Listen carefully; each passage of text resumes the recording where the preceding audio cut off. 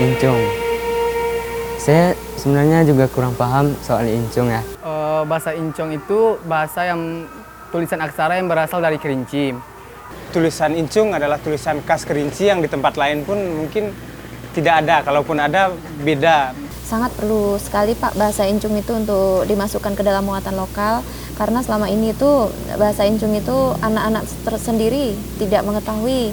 Ya, aksara Incung itu aksara Melayu, Pak. Aksara Incung, aksara ini memang dia memang unik, Pak.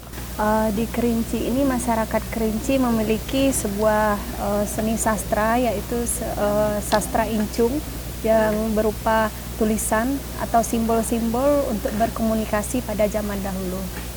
Harapan saya untuk aksara Incung ini adalah saya berharap Bapak Wali Kota dan anggota DPR dapat bekerja sama untuk mempopulerkan aksara Incung ini untuk dijadikan muatan lokal. Untuk mengembangkan aksara Incung ini agar menjadi suatu hal yang familiar di Kota Sungai Penuh terutama khususnya. Saya sangat berharap, mungkin memohon istilahnya, agar Incung itu bisa dikembalikan ke sekolah. Yang sekarang ini banyak yang belum kenal, banyak yang belum. Ya, untuk aksara Incung ini merupakan di mana ini sebuah aksara yang pada dasarnya lahir pada sejak zaman penjajahan Belanda dulu. Bentuk tulisannya hampir mirip dengan yang di Jawa, cuman agak mirip candi rumput. Sebagaimana kita ketahui, bahwasanya Kerinci ini kan termasuk masyarakat Proto Melayu, yang atau dengan kata lain itu masyarakat Melayu tua ya. Kalau nggak salah itu 4.000 tahun sebelum Masehi itu sudah berada di Kerinci dan sekitarnya. Jadi dengan adanya Proto Melayu tersebut, di masyarakat Kerinci ini punya tulisan sendiri, itu punya aksara sendiri yang dinamakan tulisan Incung. Tapi setahu saya, sebagai katakanlah orang adat yang ada di Kabupaten Kerinci ini, tulisan Incung itu yang kami dapat di Tambo itu paling tinggi itu Tambonya abad ke-11 itu. Abad ke-11. Namun kata-kata daripada orang tua kita terdahulu sebelum abad ke-11 itu sudah ada tulisan Incung. Cuman kita belum bisa memastikan apakah sebelum abad ke-11 itu sudah ada tulisan Incung. Namun yang pasti yang ada dalam Tambo itu abad ke-11 awalnya itu sudah ada tulisan Incung. Tulisan Incung itu seharusnya dibudayakan dan disosialisasikan kepada anak cucu atau kepada masyarakat Kerinci, kan begitu seharusnya. Tetapi karena tulisan Incung ini tertulis pada tambo-tambo, seperti ditulis di tanduk kerbau, di kulit kayu atau kulit binatang atau di daun lontar, kan begitu. Jadi tulisan Incung ini disimpan sebagai pusaka, Pak. Jadi boleh dikeluarkan itu ketika kenduri adat, kenduri pusaka.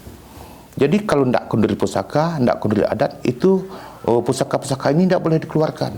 Jadi itulah salah satu penyebab kenapa masyarakat Kerinci ini kurang mengetahui atau tidak membudaya di Kerinci ini, karena tulisan Incung itu tersimpan di anjungan. Kalau tidak ada kenduri pusaka, itu tidak bisa dikeluarkan. Sedangkan katakanlah di Pondok Tinggi ini kenduri pusakanya paling cepat itu 13 tahun satu kali. 13 tahun baru kenduri pusaka. Jadi selama 13 tahun itu tulisan itu tidak pernah dibuka dan tidak pernah diajari oleh katakanlah leluhur-leluhur mulai dari zaman katakanlah zaman nenek moyang kita, itu tidak pernah diajari. Disimpan, seharusnya dipelajari. Ketika kenduri pusaka dibaca, diajari huruf demi hurufnya, kan begitu, abjad demi abjadnya. Tapi untuk di Kerinci itu jarang sekali. Tapi ketika kenduri pusaka itu dimandikan dengan air jeruk, dimandikan dengan air limau, setelah itu disimpan kembali setelah kenduri pusaka, tidak diajarkan kepada regenerasi. Itulah penyebabnya di Kerinci ini tulisan Incung itu kurang diketahui, bahkan sama sekali tidak diketahui oleh regenerasi sampai detik ini, Pak. Itu penyebabnya. Tak kenal maka tak sayang, ya. Tak sayang maka tak cinta. Karena masyarakat tidak mencintai tulisan Incung karena mereka tidak kenal, Pak, dengan tulisan tadi. Jadi langkah kita pertama, pengenalan tulisan leluhur ini kepada kepada masyarakatnya dulu. Kalau masyarakatnya sudah kenal, saya rasa apapun yang kita akan kerjakan tanpa diperintah pun masyarakat sudah menggunakan itu, Pak. Saya rasa tidak sulit. Yang jelas kita mengenalkan dulu, mensosialisasikan dulu kepada masyarakatnya gitu, Pak.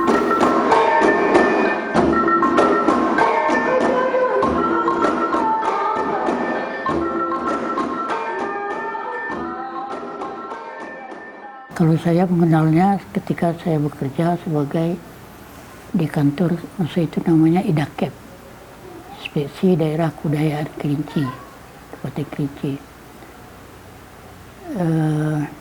Sebelum bekerja, saya lihat di kantor itu ada lain tulisannya tuh. Saya tanyakan kepada yang orang kantor sendiri, itu namanya tulisan Incong, aksara asli daerah Kerinci. Dulu kan Sungai Penuh Kerinci 1 kan. Kemudian saya cari orang-orang yang tahu, orang kantor itu sendiri tidak tahu bagaimana tulisannya itu. Terus saya orang tahu, kebetulan dapat. Saya pelajari dia sampai bisa gitu. Kemudian ada 3 orang guru-guru saya itu. Kemudian kami adakan penataran bagi guru-guru Kabupaten Kerinci, tempatnya di Gedung Nasional.